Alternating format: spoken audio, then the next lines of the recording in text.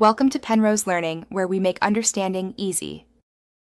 You start by signing into your Google account if you want saved phrases and history.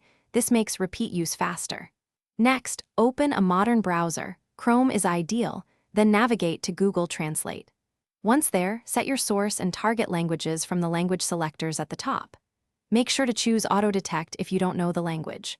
Also, adjust the input mode to text, document, or voice now so you're ready for the next actions.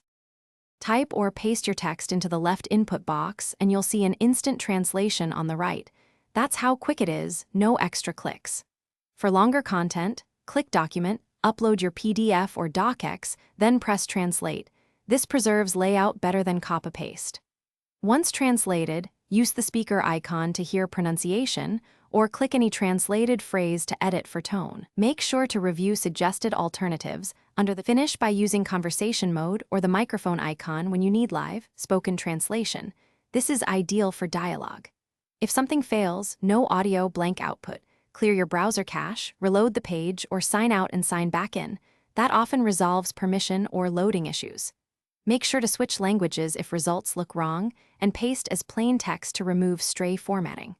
If a document won't upload, export it as a simpler format like TXT or docx and try again. Thanks for watching. If this was helpful, leave a like and consider subscribing. See you next time.